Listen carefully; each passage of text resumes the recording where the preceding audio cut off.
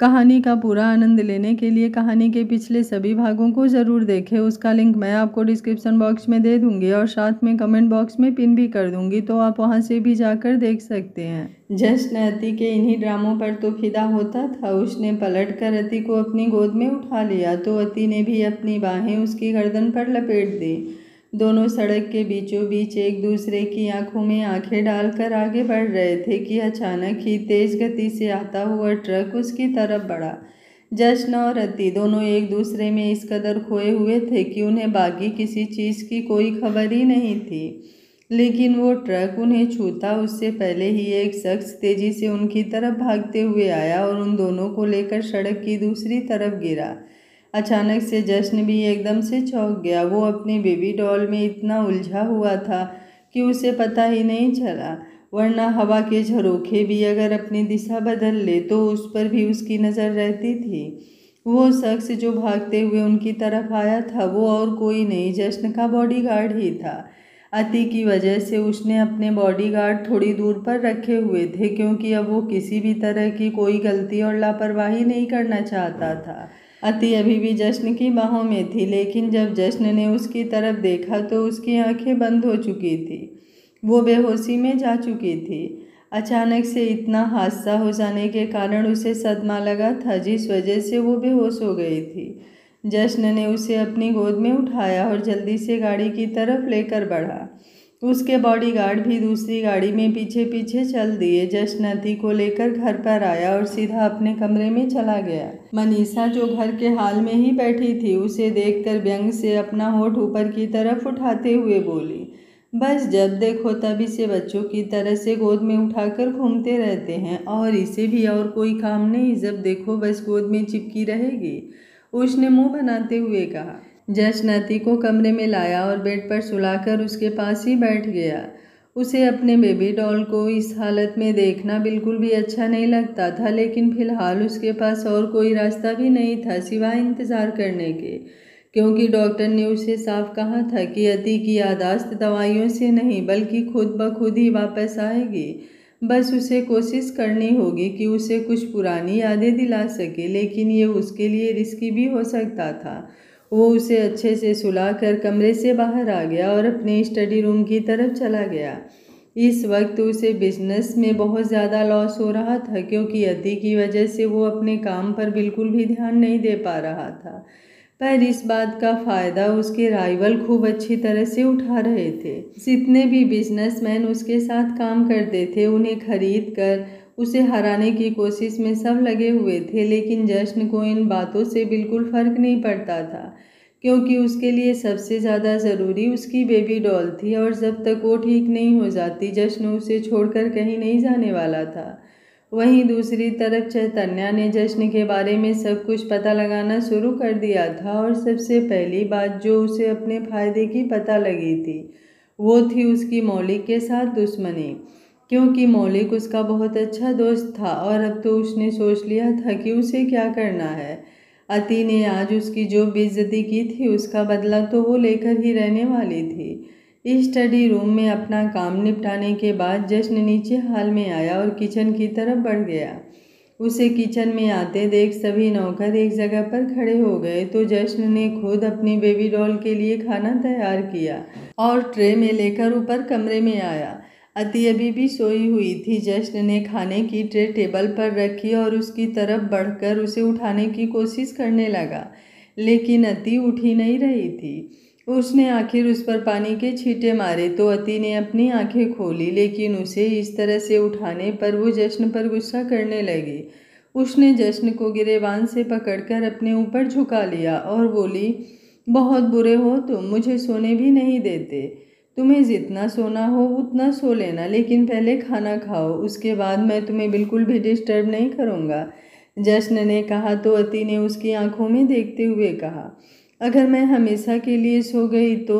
उसकी बेहुदा बात से जश्न का चेहरा गुस्से में भर गया। ऐसा नहीं था कि अति के मजाक से वो गुस्सा होता, लेकिन इस वक्त जो उसकी हालत थी उस हालत में उसका ये कहना जश्न के गुस्से का कारण था।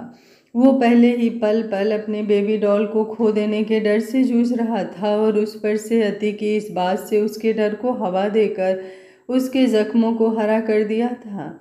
उसने अति के सिर के नीचे अपना हाथ रखा और उसके बालों को पकड़कर उसे अपना करीब करते हुए बोला, जान ले लूँगा मैं तुम्हारी अगर तुमने फालतू बकवास की तो। तुम जानती हो ना, तुम्हारे बिना एक पल भी मुझे गवारा नहीं। क्यों? ऐसा क्यों? ऐसा भी क्या रिश्ता है हम दोनों के बीच? तुम सिर्फ बॉडीगार्ड ही तो हो मेरे, तो मुझे कुछ होने से क्या फ़र्क पड़ेगा तुम्हें? अति ने भी उसकी आंखों में देखते हुए कहा तो जश्न को महसूस हुआ कि अभी अभी उसने क्या कह दिया, लेकिन अब वो खुद को रोकना नहीं चाहता था। अपनी बेबी डॉल को खो देने का डर उसे सब पता लग जाने के डर से बहुत ही ज़्यादा हावी था। उसने अभी भी अति को नहीं छोड़ा और उसकी आंखों में देखते हुए बोला, हम दोनों का रिश्ता बहुत खूबसूरत है, जिसमें तुम मेरी बेबी डॉल हो और मैं तुम्हारी अकड़ की दुकान, तुम्हारा खड़ूस बंदा। जश्न ने तो कह दिया, लेकिन अति उसकी बात सुनकर उसे ही देखती ही रह गई। जश्न जी, अति ने अचानक से ही उसके चेहरे को थामा और जश्न की आंखों में देखते हुए बोली, तुम मेरे जश्न जी हो क्या? उसका सवाल सुनकर जश्न एकदम से चौंक गया, लेकिन साथ ही साथ उसके होठों पर एक हल्की सी मुस्कुराहट भी थी कि उसकी बेबी डॉल उसकी छुअन को पहचानती है, इसलिए तो याद ना होने के बावजूद भी उसे पहचान रही है, उसे महसूस कर रही है। उसने अति की आंखों में देखते हुए बारी बारी से उन पर अपने होठ रखे और फिर धीरे से बोला, कुछ नहीं कहूँगा मैं तुम्हें, सिर्फ महसूस करने की कोशिश करो, महसूस करो कि क्या तुम्हारा जश्न तुम्हें ऐसे ही प्यार करता है। उसने अपने होठ अति की आंखों से हटाए तो अति ने अपनी आंखें खोली और उसकी तरफ देखते हुए बड़ी मदहोशी से बोली, उनका प्यार गहरे समुंदर की तरह है जिसमें मैं पूरी तरह से खो जाती हूँ और अब मेरा मन तुम में खोने का कर रहा है। मुझे नहीं पता मुझे क्या हो रहा है, लेकिन बहुत बेचैनी हो रही है। बताओ ना, तुम मेरे जश्न जी ही हो ना? क्योंकि ऐसा प्यार सिर्फ वही मुझसे करते हैं, उनके अलावा अगर कोई भी मुझे छूता है तो मुझे बिल्कुल अच्छा नहीं लगता, लेकिन जब तुम मुझे छूते हो तो मुझे कुछ होने लगता है। अति ने कहा तो जश्न ने अपनी नज़रें पूरी तरह से उस पर से घुमाई और अगले ही पल उसके होठों पर एक दिलकश मुस्कुराहट ठहर गई और आंखें भी खुशी से नम हो गई। तुम्हारा मन है मुझे प्यार करने का? जश्न ने भरी आंखों से उसके सिर के पीछे अपना हाथ रखते हुए कहा तो अति ने अपना सिर हाँ में हिलाया और बोली, लेकिन पहले बताइए आप मेरे जश्न जी हैं ना? उसके सवाल पर जश्न में उसे थोड़ा सा खुद पर झुकाया और उसकी आंखों में देखते हुए बोला, क्या कभी तुम्हारा मन अपने जश्न जी के अलावा भी किसी और को प्यार करने का किया है? तो इस बार अति ने अपना सिर ना में हिला दिया और उसका जवाब सुनकर जश्न की मुस्कुराहट और भी ज़्यादा बढ़ गई और फिर वो बोला, तो करो ना प्यार मुझे, क्यों खुद को रोक रही हो? उसकी बातें सुनकर अति को समझ नहीं आ रहा था कि आखिर क्या समझे वो, कि वो सच में जश्न है या नहीं, और दूसरी तरफ उसकी फीलिंग्स उस पर हावी हो रही थी। उसने उसके दोनों आँखों को और फिर माथे को चूम लिया और फिर पूरे चेहरे को चूमने के बाद उसके होठों को लॉक कर दिया। थोड़ी देर बाद फिर उसके चेहरे को देखते हुए उसके सीने पर सर रख कर बोली, आप मेरे जश्न जी हैं ना? बताइए ना, आप मेरे जश्न जी हैं? दवाइयों का असर था या दिमाग का सुकून? अति उसके सीने पर सिर रख कर ही सो गई। जश्न यूं ही उसे अपनी बाहों में लेकर लेटा रहा और उसके सिर को सहलाता रहा। उसके होठों पर एक मुस्कुराहट थी कि बिना कुछ कहे भी अति उसे और उसके प्यार को महसूस कर रही है। सब कुछ भूल कर भी वो उसे और उसके प्यार को नहीं भूल पाई। अब तो बस उसे इंतज़ार था अति की याददाश्त वापस लौट आने का और उसके पूरी तरह से ठीक होने का, ताकि अपनी बेबी डॉल को वो बहुत सारा प्यार करे। उसकी बेबी डॉल चाहती थी ना कि जश्न उसे खूब सारा प्यार करे, लेकिन समय कब करवट ले जाए हम इसका अंदाज़ा नहीं लगा सकते। समय वो पंछी है जिसके पर नहीं दिखते, लेकिन वो उड़ता पंछियों से भी ज़्यादा तेज है, और ऐसा ही जश्न और अति के साथ भी हुआ। देखते ही देखते 1 महीना बीत चुका था। जश्न और अति का प्यार भी वैसा ही था और उसकी याददाश्त भी, लेकिन पहले से थोड़ा सुधार था। अब जश्न को प्यार करते वक्त उसे सोचना नहीं पड़ता था, साथ ही साथ उसकी शैतानियाँ भी अभी तक बरकरार थी। आए दिन वो अपनी शरारतों से जश्न को परेशान किया करती, लेकिन उसका उसे यूं परेशान करना भी जश्न को बहुत अच्छा लगता है, क्योंकि इसका बदला फिर वो परेशान करके लेता था। लेकिन इन सब के अलावा भी एक बात थी जो जश्न को बहुत ज़्यादा परेशान कर रही थी, और ये बात वो किसी से भी शेयर नहीं कर सकता था। अति लगभग से 6 महीने से उसके साथ थी और इतने वक्त में उसकी हर एक चीज़ को अच्छी तरह से पहचान चुका था। अब एक चीज़ कुछ इस तरह से बदली थी कि उसके मन में उथल पुथल मचा रही थी। सुबह का वक्त था जब अति जश्न की बाहों में सिमटी हुई सो रही थी। अब वो जश्न को बहुत कम याद करती थी, क्योंकि उसका बॉडीगार्ड ही उसके लिए सब कुछ हो चुका था। जश्न का नाम लेने पर तो वो मायूस हो जाती, ये सोचकर कि अगर जश्न जी आ गए तो वो अपने बॉडीगार्ड के बिना कैसे रहेगी। वो पगली अपने बॉडीगार्ड और जश्न जी में फ़र्क कर रही थी। उसे ये नहीं पता था कि ये दोनों शख्स एक ही हैं। उसे दोबारा प्यार ज़रूर हुआ है, लेकिन इंसान अभी भी वही है। उसका पहला और दूसरा बल्कि आखिरी प्यार उसका जश्न ही है। जश्न की आंखें खुली तो उसने अति का प्यारा सा चेहरा अपने बिल्कुल करीब पाया। उसने मुस्कुराते हुए उसकी आंखों पर बारी बारी से अपने होठ रखे और उसके लबों को भी हल्के से छुआ। आज उसकी एक बहुत अर्जेंट मीटिंग थी जिसमें उसका जाना बहुत ज़रूरी था, इसलिए उसने बिना अति को उठाए ही उसे बहुत सारा प्यार किया और फिर बिस्तर से उठा।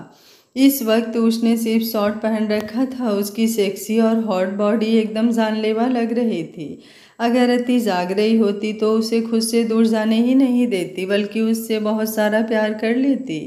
अति को देखकर मुस्कुराते हुए जश्न बाथरूम में चला गया। वो नहा कर आया तो अति अभी भी सो रही थी। वो जल्दी से तैयार हुआ और फिर अति के पास आकर उसके माथे को चूमते हुए बोला, मैं जल्दी वापस आ जाऊंगा मेरी चाशनी उर्फ बेबी डॉल। अति ने नींद में ही अंगड़ाई ली और फिर दोबारा गहरी नींद में चली गई। जश्न भी अपने फ़ोन को देखते हुए कमरे से बाहर आ गया। उसने रमा आंटी को अति का ध्यान रखने के लिए कहा और फिर घर से बाहर आकर गाड़ी में बैठकर निकल गया। कमरे का दरवाज़ा बंद था तो रमा आंटी भी अपने काम में लग गई। गाड़ी में बैठते ही जश्न ने सबसे पहले डॉक्टर को कॉल किया और उनसे कुछ डिस्कस करने लगा। वो पिछले 6 महीनों से अति के साथ था और उसकी हर एक बात को बहुत अच्छी तरह से जानता था। उसे पता था कि अति को मंथली पीरियड किस डेट को आते हैं, लेकिन अब पूरा महीना बीत चुका था, उसे पीरियड नहीं आए थे। अति की हालत देखकर उसने पहले इस बारे में इतना नहीं सोचा, लेकिन अब उसे बहुत ज़्यादा टेंशन हो रही थी और अब डॉक्टर की बात सुनकर उसकी परेशानी और भी ज़्यादा बढ़ गई थी, क्योंकि अति के साथ जो कुछ भी हुआ उसमें ऐसा कुछ भी नहीं हुआ था जिससे उसके पीरियड्स मिस हों, और सिर पर लगी चोटों का भी उनसे कोई लेना देना नहीं था। और अब उसकी परेशानी सिर्फ एक ही थी कि कहीं अति प्रेग्नेंट तो। थोड़ी देर बाद अपनी आंखें बंद किए ही अति उसका हाथ इधर उधर चलाकर जश्न को ढूंढने लगी, लेकिन जब उसने महसूस किया कि जश्न उसके आसपास नहीं है तो उसने अपनी आंखें खोली। अधखुली आंखों से नजरें कमरे में घुमाते हुए वो जश्न को ढूंढने लगी, लेकिन जब जश्न उसे नहीं मिला तो वो अपनी जगह से खड़ी हुई। वो भी नहाकर नीचे आई और रमा आंटी से जश्न के बारे में पूछने लगी। रमा आंटी ने उसे बताया कि वो किसी काम से बाहर गया हुआ है और थोड़ी देर में आ जाएगा। तो अति के चेहरे पर शैतानी मुस्कुराहट आ गई। वो मुस्कुराते हुए मन ही मन बोली, यस, अब बॉडीगार्ड मेरे आसपास नहीं है तो मैं कुछ भी कर सकती हूँ। कितने दिन से मेरा पार्टी करने का मन था, मैं पूरा एंजॉय करूँगी, उसने कहा। और फिर अगले ही पल उसने घर के सारे नौकरों को अपने सामने लाइन बनाकर खड़ा करवा दिया। सभी नौकर हैरानी से उसकी तरफ देख रहे थे, जैसे उन्हें जश्न का खौफ रहता था। वैसे ही अति से भी वो बहुत ज़्यादा डरते थे, क्योंकि जश्न तो जो करता था होशो हवास में करता था, लेकिन अति तो पूरी तरह से सरफिरी थी। कभी भी कुछ भी कर देती थी और बाद में इल्ज़ाम खुद उन्हीं पर लगा देती थी। और उनकी सबसे बड़ी हैरानी का कारण तो अति के हाथों में पकड़े हुए गिलास की वजह से था जिसमें वाइन थी, और वो इस वक्त घर में एक तरफ बने काउंटर पर इस तरह से बैठी थी जैसे वो किसी बियर बार में बैठी हो। तभी उसने एक नौकर को म्यूजिक ऑन करने का इशारा किया तो पूरे घर में जोरों शोरों से म्यूजिक बजने लगा। अति वाइन का गिलास अपने मुंह से लगाए हुए ही खड़ी हुई और डांस करने लगी। एक एक कर उसने सभी नौकरों को हाथ पकड़कर उन्हें डांस करवाना शुरू कर दिया। सब नौकर करते भी तो क्या करते, बस अति के इशारों पर नाचते रहे। अगर कोई रुक जाता तो अति उसे घूर कर देखती। वो किसी बिजली के खिलौने की तरह दोबारा नाचना शुरू कर देता, और वो भी एक लंबी चौड़ी मुस्कुराहट के साथ। दूर खड़ी मनीषा जो अति का पागलपन देख रही थी, उसने उसे देखते हुए मुंह बनाया तो अति की नज़र भी उस पर पड़ गई। वो जल्दी से उसकी तरफ बढ़ी और फिर उसका हाथ पकड़कर उसे खींचते हुए वहां पर ले आई जहां पर सभी नौकर नाच रहे थे। उसने मनीषा को भी गोल गोल घुमाना शुरू कर दिया तो मनीषा ने गुस्से से उसकी तरफ देखा और घूमना बंद करके सीधे खड़ी हो गई। उसे रुकते हुए देखकर अति ने गुस्से से उसे घूर कर देखा और फिर एक जोरदार ठुमका उसकी कमर पर लगाकर उसे नीचे गिरा दिया। सब नौकर मुंह दबाकर हंसने लगे और साथ ही साथ अति भी। मनीषा जल्दी से खड़ी हुई और अति की तरफ बढ़ी, लेकिन उसी वक्त म्यूजिक सिस्टम बंद हुआ और जश्न की आवाज़ वहां पर गूंजी। ये सब क्या हो रहा है? उसकी आवाज़ सुनकर अति की सांसें सूखने लगी। उसने नजरें घुमाकर जश्न की तरफ देखा तो जश्न गुस्से से उसे ही देख रहा था।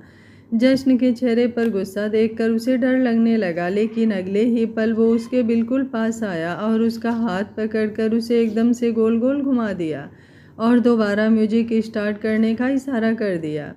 अति के चेहरे पर एक लंबी सी मुस्कुराहट आ गई और वहीं मनीषा गुस्से में तिलमिलाने लगी। अपने पैर पटकते हुए वो वहां से चली गई। जश्न ने अति को गोल गोल घुमाते हुए उसका हाथ पकड़कर उसके साथ नाचना शुरू कर दिया। उसकी आंखों के सामने अचानक ही कुछ तस्वीरें घूमने लगी। जश्न ने अपने होठ उसके माथे से हटाए और उसके चेहरे को देखने लगा तो इस वक्त अति के चेहरे पर दर्द सा तैर रहा था। वो उसे संभालने लगा कि अति एकदम से बेहोश होकर उसकी बाहों में झूल गई। थोड़ी देर बाद अति अपने बिस्तर पर थी और डॉक्टर उसका चेकअप कर रहे थे। जैसे जैसे वो उसका चेकअप कर रहे थे उनके चेहरे पर परेशानी बढ़ती जा रही थी। अति को बेहोश होते देख जश्न ने साथ ही साथ डॉक्टर को बुला लिया था, जबकि पिछले 1 महीने से वो बिल्कुल भी बेहोश नहीं हो रही थी। एक्सीडेंट के बाद शुरुआती दिनों में वो बेहोश हो जाया करती थी, लेकिन अब तो वो बिल्कुल ठीक हो चुकी थी। तो अब उसका बेहोश होना जश्न को बिल्कुल ठीक नहीं लगा, इसलिए उसने तुरंत ही डॉक्टर को इन्फॉर्म कर दिया था। चेकअप करने के बाद डॉक्टर ने हल्की निराशा और परेशानी के भावों से जश्न की तरफ देखा और एक गहरी सांस ले। वहीं दूसरी तरफ जश्न के हाथ पैर ढीले हो चुके थे। शायद वो बिना कहे ही डॉक्टर की बात समझ चुका था। वो जल्दी से कमरे से बाहर चला गया तो डॉक्टर भी उसके पीछे पीछे बाहर आ गए। उनके बाहर आते ही जश्न ने कहा, मुझे ये प्रेगनेंसी बिल्कुल नहीं चाहिए। आप कुछ भी कीजिए, लेकिन अभी इसी वक्त इस प्रेगनेंसी को अबॉर्ट कीजिए। मिस्टर शेखावत, आप समझ रहे हैं कि आप क्या कह रहे हैं? आप अपने बच्चे को, जो अभी तक इस दुनिया में आया ही नहीं, उसे अबॉर्ट करने का सोच रहे हैं। क्या आपको नहीं लगता आपको ऐसा करना तो दूर सोचना भी नहीं चाहिए? मुझे क्या करना चाहिए क्या नहीं ये मैं अच्छे से जानता हूँ, लेकिन आप एक बात अच्छे से सुन लीजिए कि अति इस प्रेगनेंसी को महसूस करे उससे पहले ही आपको इसे पूरी तरह से ख़त्म करना होगा। लेकिन ऐसा नहीं हो सकता मिस्टर शेखावत, क्योंकि मिसेस शेखावत इस समय मेंटली इस हालत में नहीं है कि इस बात को समझ पाएँ, और अगर हम उनके कंसर्न के बिना उनका अबॉर्शन करते हैं तो उनके लिए रिस्की हो सकता है। आप समझने की कोशिश कीजिए। वो डॉक्टर अभी बोल ही रहा था कि जश्न एकदम से उसके करीब बढ़ा और उसकी गर्दन पकड़कर उसे दीवार से लगाकर दांत पीसते हुए बोला, मेरी बीबी अभी पूरी 18 साल की भी नहीं है और आप चाहते हैं कि गलती से हुई इस प्रेगनेंसी को मैं उसे रखने दूं ताकि उसकी पूरी लाइफ ख़राब हो जाए। मैंने एक बार फैसला कर लिया और मेरे फैसले पर बोलने वाले तुम होते कौन हो? तुम सिर्फ एक डॉक्टर हो और यहाँ पर मेरी बीबी का ट्रीटमेंट करने के लिए आए हो। ट्रीटमेंट करो और पैसे लेकर दफ़ा हो जाओ यहाँ से।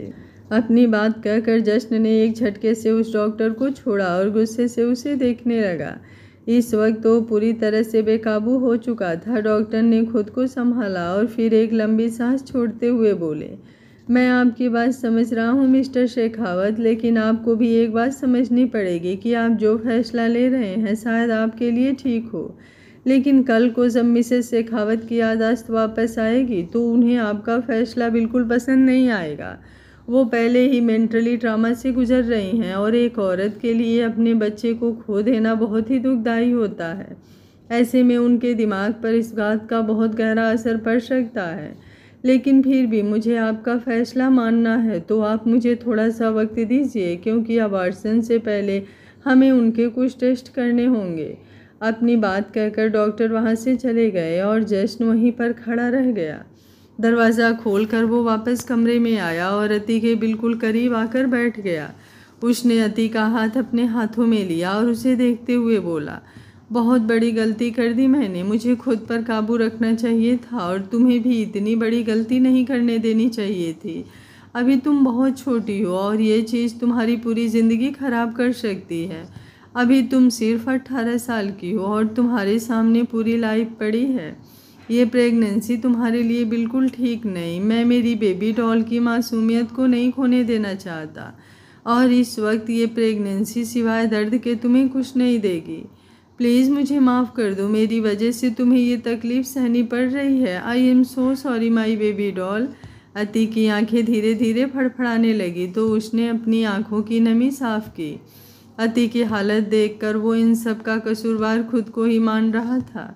अगर वो उस रात अति की बात ना मानता और वो दोनों करीब नहीं आते तो आज अति की हालत इतनी ख़राब नहीं होती। अभी तो वो खुद को भी नहीं संभाल पा रही थी और एक नन्ही सी जान को अपने अंदर संभालना उसके लिए मुश्किल ही नहीं नामुमकिन होने वाला था। अगर अति उम्र में थोड़ी सी बड़ी होती और उसकी हालत बिल्कुल ठीक होती तो शायद ये प्रेगनेंसी जश्न की ज़िंदगी की सबसे बड़ी खुशी होती। लेकिन अपनी बेबी डॉल की लाइफ को रिस्क पर रख कर वो इस प्रेगनेंसी के बारे में सोच भी नहीं सकता था। आंखें खुलते ही अति को वो सब याद आ गया जो अभी थोड़ी देर पहले उसने किया था। अपनी शरारतों को याद कर वो मुस्कुराई और जश्न की तरफ देखकर बोली, सॉरी बॉडीगार्ड, लेकिन मेरा पार्टी करने का मन कर रहा था इसलिए खुद को रोक नहीं पाई। तुम नाराज़ तो नहीं हो ना? उसकी बात सुनकर जश्न ने उसके माथे को चूमा और फिर उसकी आंखों में देखते हुए बोला, तुम्हारी किसी बात से मैं कभी नाराज़ नहीं हो सकता हूँ। अच्छा, मैं चाहे कुछ भी कर लूँ, चाहे तुम्हें पीट भी लूँ, पीट लो, लेकिन इसके लिए मेरी एक शर्त है कि तुम जितना मुझे पीटोगी उतना मैं तुमसे प्यार करूँगा। अगर मंजूर है तो बताओ, मैं पिटने के लिए तैयार हूँ। जश्न ने कहा तो अति ने मुस्कुराकर नजरें फेर ली, क्योंकि जश्न के इस तरह उसे देखने से उसे शर्म सी आने लगी थी। अति को यूं शर्माते देख जश्न को उस पर बहुत प्यार आ रहा था। वो अपनी जगह से उठा और अपने कपड़े उतारने लगा। अति हैरानी से उसे देख रही थी, लेकिन वो जानती थी कि जश्न आगे क्या करने वाला है और हुआ भी वैसा ही। सिर्फ शॉर्ट्स पहन के जश्न उसके बगल में आकर लेट गया और अपने हाथों को उसने अपने सिर के नीचे रख दिया तो अति जल्दी से उसकी तरफ बढ़ी और उसने अपना सिर उसके सीने पर रख कर अपनी बाहें भी उसके सीने पर लपेट दी। उसकी सांसें जश्न को अपने सीने पर महसूस हो रही थी और उसने अपनी बेबी डॉल को अपने सीने में और कसकर भींच लिया और सुकून से अपनी आंखें बंद कर ली और आंखों से 2 बूंद आंसू लुढ़क गए। नियति पता नहीं क्या क्या खेल उसके साथ खेल रही है। तभी उसने अति के शरीर में कुछ हलचल महसूस की। उसने अति के चेहरे की तरफ देखा तो अति अपने मुंह पर हाथ रखकर उसके पास से दूर होने की कोशिश कर रही थी। वो उससे पूछने लगा, क्या हुआ? तो अति ने उसे पीछे हटने का इशारा किया। जश्न पीछे हुआ तो अति एकदम से भागकर बाथरूम की तरफ चली गई। उसे यूं जाते देखकर जश्न की आंखें बड़ी हो गई। वो भी जल्दी से उसके पीछे पीछे भागा। अति वाश बेसिन के पास अपने मुंह पर हाथ रखकर खड़ी थी, शायद उसे अभी अभी वोमिट हुई थी। जश्न जैसे ही उसके पास पहुंचा, अति एकदम से घूमी और बेहोश होकर उसकी बाहों में झूल गई। जश्न ने जल्दी से उसे संभाला और उसे वापस कमरे में बेड की तरफ लेकर आया। अति का चेहरा देखकर ऐसा लग रहा था जैसे उसे ना जाने कितनी ही थकावट हो और उसमें बिल्कुल ही जान ना बची हो। उसे यूं देखकर जश्न की परेशानी और भी ज़्यादा बढ़ गई। कहाँ वो अपनी बेबी डॉल को दुनिया जहाँ की खुशियाँ देना चाहता था और कहाँ सिवाय तकलीफ़ के वो उसे कुछ नहीं दे पा रहा था। उसने उसे बेड पर लिटाया और उसका सिर सहलाने लगा। अति धीरे धीरे नींद में जा रही थी। जब वो पूरी तरह से सो गई तो जश्न अपने कमरे से बाहर आया और डॉक्टर से बात करने लगा। वो जल्द से जल्द बेबी को अबॉर्ट कराना चाहता था, क्योंकि वो जानता था अपनी बेबी डॉल को अगर उसे इस बारे में हल्की सी भी भनक हो गई तो इस चीज़ के लिए बिल्कुल भी वो नहीं मानेगी। हालांकि अभी भी ये सारा प्रोसीजर बिना उसकी जानकारी के होने वाला था, लेकिन अभी ये सब इतना मुश्किल नहीं होता जितना बाद में होने वाला था। जश्न ने डॉक्टर को सब कुछ जल्दी से जल्दी करने को कहा, लेकिन डॉक्टर ने उसे आज के दिन का टाइम मांगा था। थोड़ी देर बाद जश्न वापस कमरे में आया तो अति अभी भी सो रही थी। उसे सोते देख वो कमरे से बाहर आ गया और फिर गाड़ी लेकर घर से निकल गया। वो साथ ही साथ बिजनेस संभालने की कोशिश कर रहा था, क्योंकि इस वक्त उसके दुश्मन उसे कमज़ोर करने में लगे हुए थे, लेकिन वो किसी को अपने इरादों में सफल नहीं होने दे सकता था। वो पहले भी मुंबई का बेताज बादशाह था और अब भी उसे कोई नहीं हरा सकता था। थोड़ी देर बाद वो वापस घर आया तो सबसे पहले अपने कमरे में ही गया। अति नीचे फर्श पर बैठी थी, शायद कुछ कर रही थी। जश्न धीरे धीरे उसकी तरफ बढ़ा तो उसके पास पहुंचकर उसकी आंखें बड़ी हो गई। वो पेपर पर कुछ कार्टून्स बना रही थी, लेकिन वो ड्राइंग देखकर जश्न अपनी आंखों को नम होने से नहीं रोक पाया। अति ने पेपर पर खुद की और जश्न की तस्वीर बनाई थी और साथ ही साथ उनके बीच एक छोटा सा बेबी भी था जिसने उन दोनों का हाथ पकड़ा हुआ था। उस ड्राइंग को देखकर जश्न को समझ नहीं आया कि वो अति से क्या कहे, उससे क्या पूछे, क्योंकि उसे डर था कि अगर कहीं अति ने कुछ ऐसा कह दिया जिससे उसके लिए फैसला लेना मुश्किल हो गया तो वो कमज़ोर पड़ जाएगा। एक बाप के लिए अपने बच्चे को अबॉर्ट करने की बात करना ही ऐसा होता है जैसे अपना कलेजा किसी को निकाल कर दे देना। लेकिन जश्न को ये फैसला करना पड़ रहा था, क्योंकि उसके लिए सबसे ज़्यादा ज़रूरी उसकी बेबी डॉल थी। उसकी ज़िंदगी तो पहले ही इतनी उलझी हुई थी और अब वो जानबूझकर उसे दांव पर नहीं लगा सकता था। उसे बस अपनी बेबी डॉल चाहिए थी और कुछ नहीं। लेकिन जब अति ने महसूस किया कि जश्न उसके पास ही खड़ा है तो वो जल्दी से उस ड्राइंग को लेकर खड़ी हुई और जश्न की आंखों के आगे करते हुए बोली, देखो मैंने क्या बनाया, ये हैं आप, ये हैं आप, ये हूँ मैं और ये है हमारा छोटू सा बेबी। कितना क्यूट है ना? हाँ बिल्कुल तुम्हारी तरह। जश्न उसकी तरफ देखकर बोला, पर ये बेबी आएगा कैसे? मैंने कल टीवी में देखा था, एक लड़की का टमी बहुत बड़ा था, फिर उसे अचानक दर्द हुआ और फिर बेबी हो गया। लेकिन मेरा तो टमी छोटा सा है, क्या कोई परी मेरे टमी में बेबी नहीं डाल कर जाएगी? मुझे भी बेबी चाहिए, अति ने मायूस होकर कहा तो जश्न और सुन नहीं पाया। उसने जल्दी से अति को अपने सीने से लगा लिया और रो पड़ा, लेकिन अपने आंसू की एक बूंद भी उसने अति को न छूने दी। बताइए ना, क्या सच में परी आएगी या मुझे कभी बेबी नहीं मिलेगा? उसने फिर से कहा तो जश्न उससे अलग हुआ और गुस्से से उसे देखते हुए बोला, चुप, बिल्कुल चुप, अब तुम एक शब्द भी नहीं बोलोगी। सुबह से देख रहा हूँ तुम्हें बहुत ज़्यादा मनमर्जी करने लगी हो, कुछ भी करती हो, कुछ भी बोलती हो, लेकिन अब ये तुम्हारी मनमर्जी मैं बर्दाश्त नहीं करूँगा। किसने कहा था तुमसे ये बनाने के लिए? कहते हुए उसने वो ड्राइंग ली और पूरी तरह से फाड़ दी तो अति सुबक सुबक कर रोते हुए उसे देखने लगी। उसने जश्न के हाथों में वो फटे हुए पेपर लिए और रोते हुए उन्हें देखने लगी, लेकिन अब तक वो ड्राइंग पूरी तरह से फट चुकी थी। उसने गुस्से से जश्न की तरफ देखा और फिर उन पेपर्स को नीचे गिरा कर जश्न को उसके सीने पर मुक्के मारने लगी और रोते हुए बोली, आपने मेरे बेबी को मार दिया, उसे ख़त्म कर दिया, बहुत बुरे हैं आप, बहुत गंदे हैं आप, मुझे नफ़रत है आपसे, दूर हो जाइए मुझसे, जाइए। वो रोते हुए उसके सीने पर मार रही थी और जश्न हैरानी से उसे देख रहा था। एक ड्राइंग फटने पर अति का इतना बुरा हाल था, तो अगर उसे उसके बेबी के अबॉर्ट होने के बारे में पता चला तो वो क्या ही करेगी। जश्न को बिल्कुल भी अंदाज़ा नहीं था कि उस ड्राइंग को फाड़ने पर अति इस तरह से रिएक्ट करेगी, वरना वो कभी ऐसा करता ही नहीं। लेकिन उसके इस रिएक्शन से उसकी मुसीबत और परेशानी को और भी ज़्यादा बढ़ा दिया था। अब वो ये सोच रहा था कि अगर एक ड्राइंग फटने से अति इस तरह से रिएक्ट कर रही है तो अगर कल को उसे बेबी अबॉर्ट होने के बारे में पता चलेगा तो वो क्या करेगी। वो इस वक्त खुद को बहुत बड़ी दुविधा में महसूस कर रहा था। उसने कभी नहीं सोचा था कि उसे इस तरह की परिस्थिति का भी सामना करना पड़ सकता है। उसके दिमाग में यही चल रहा था कि काश उसने कभी अति और खुद के बीच वो सब होने ही ना दिया होता। काश वो उसके कभी करीब हुआ ही ना होता, क्योंकि फिर उसे ऐसी सिचुएशन का सामना भी नहीं करना पड़ता। उसने किसी तरह अति को उसकी बाहों से पकड़ा और उसे अपने सामने करता हुआ बोला, प्लीज चाशनी चुप हो जाओ, मैं तुम्हें इससे भी अच्छी ड्राइंग बना कर दूंगा जो तुम्हें बहुत ज़्यादा पसंद आएगी।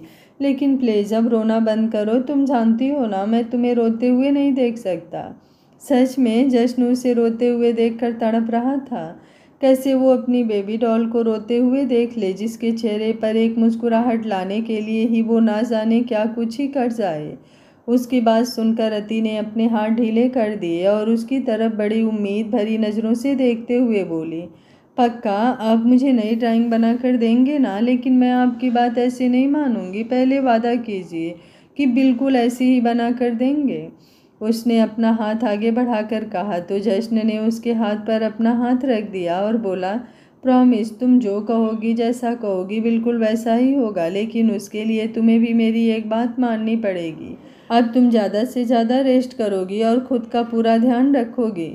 पर मुझे अपना ध्यान रखने की ज़रूरत ही क्या है, आप है ना मेरा ध्यान रखने के लिए, अति ने मुस्कुरा कर कहा तो जश्न ने उसे अपने सीने से लगा लिया और बोला, कितनी उम्मीद है तुम्हें मुझसे, लेकिन मैं तुम्हारी उम्मीदों को पूरा नहीं कर पाया। मैं अपनी बेबी डॉल का ध्यान नहीं रख पाया और अब अपने बेबी का भी नहीं रख पा रहा हूँ। सॉरी, मुझे माफ़ कर दो, लेकिन मेरे पास और कोई ऑप्शन नहीं है। पर आई प्रॉमिस, ये पल मैं हमारी ज़िंदगी में फिर से लाऊंगा। जब तुम थोड़ी मैच्योर हो जाओगी तो हमारा बेबी इस दुनिया में ज़रूर आएगा, लेकिन अभी नहीं।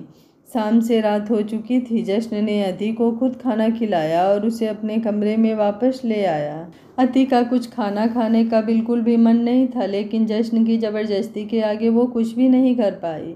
उसने अति को बेड पर सुलाया तो अति ने भी अपनी आंखें बंद कर ली। धीरे धीरे वो नींद में चली गई तो जश्न ने उसके चेहरे की तरफ देखा।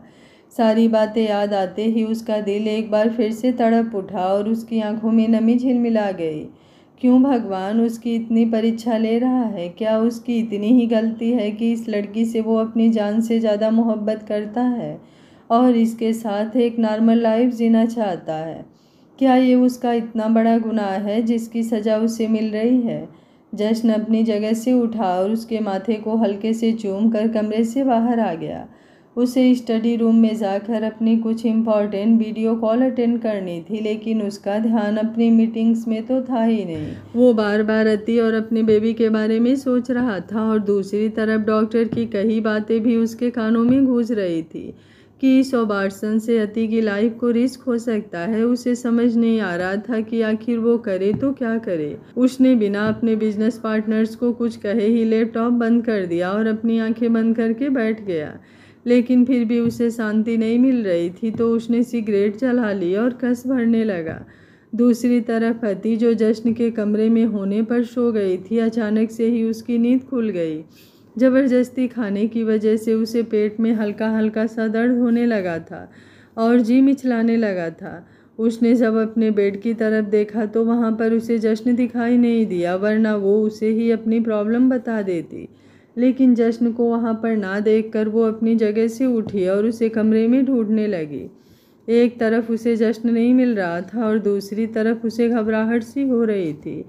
ऐसा लग रहा था जैसे उसे सांस ही नहीं आ रही हो, इसलिए वो कमरे से बाहर आ गई। घर की सारी लाइटें बंद थी, बस हल्की हल्की रोशनी थी जो नाइट बल्ब से आ रही थी। अति ने भी लाइट्स ऑन नहीं की और ऐसे ही सीढ़ियाँ उतरने लगी, लेकिन जैसे ही उसने सीढ़ियों पर कदम रखा, अचानक से उसका पैर फिसल गया और वो लुढ़कते हुए सीढ़ियों से नीचे गिर गई।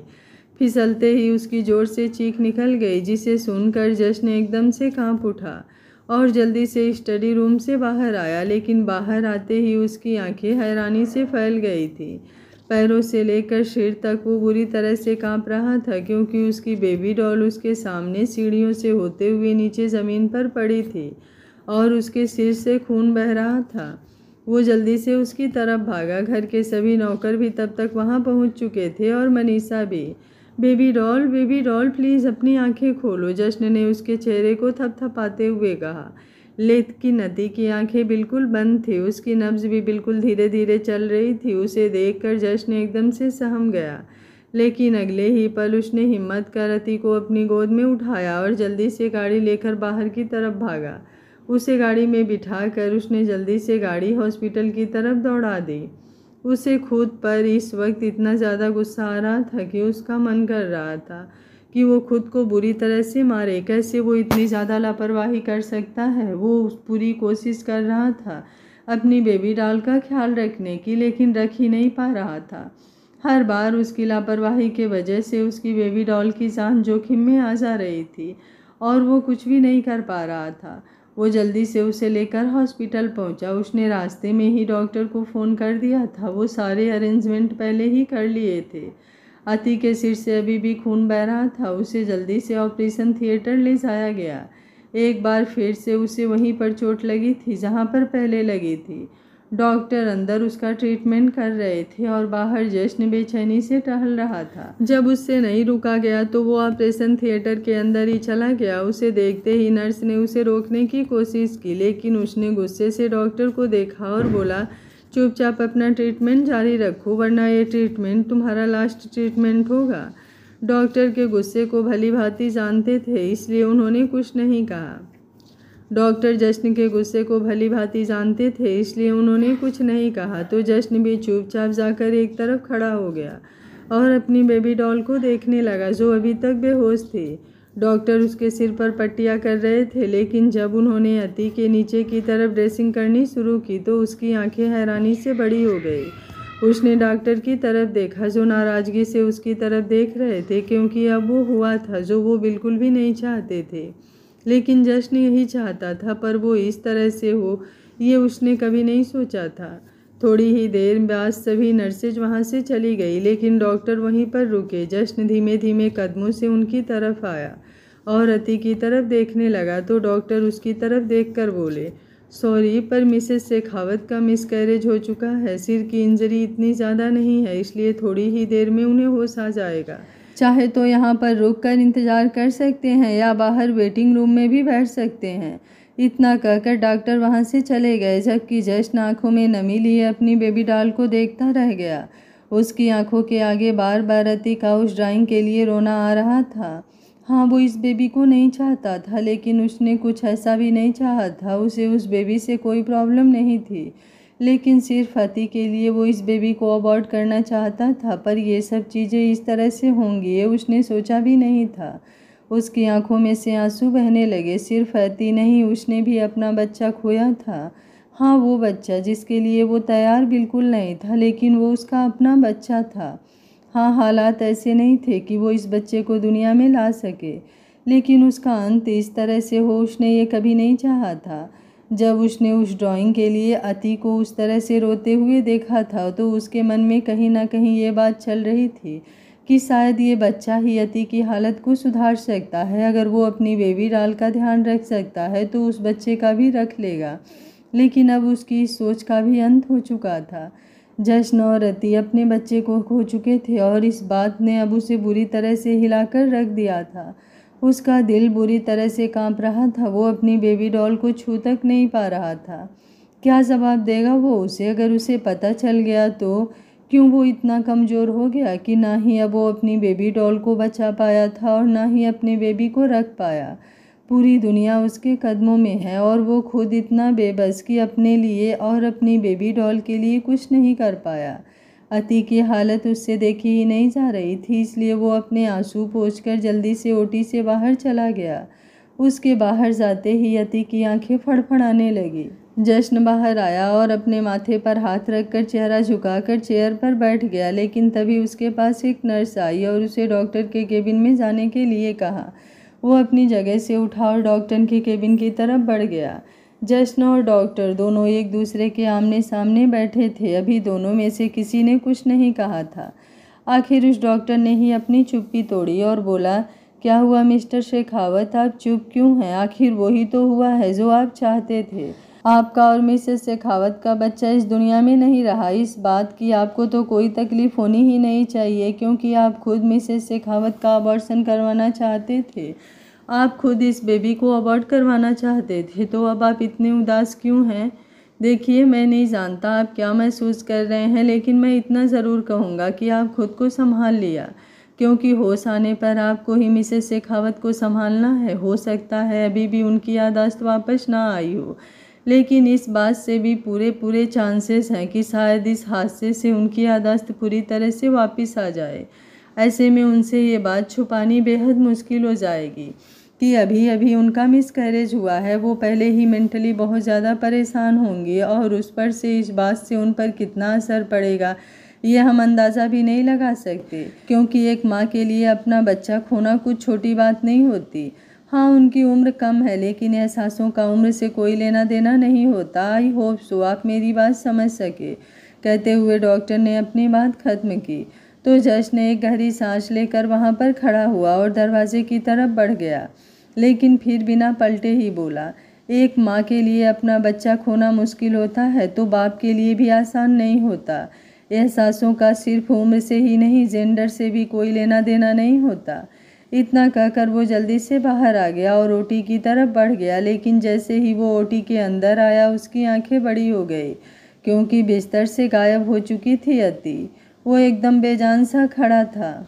आज का पार्ट आप लोगों को कैसा लगा? बहुत एफर्ट करके मैंने ये स्पेशल पार्ट आप लोगों के लिए बनाया है, तो कमेंट बॉक्स को अपने प्यारे प्यारे कमेंट से भर दीजिएगा। उम्मीद करती हूँ कहानी आप लोगों को पसंद आई होगी। वीडियो पसंद आ रहा है तो लाइक शेयर एंड चैनल को सब्सक्राइब कर लीजिएगा। Thank you for watching. मिलते हैं कहानी के अगले भाग में।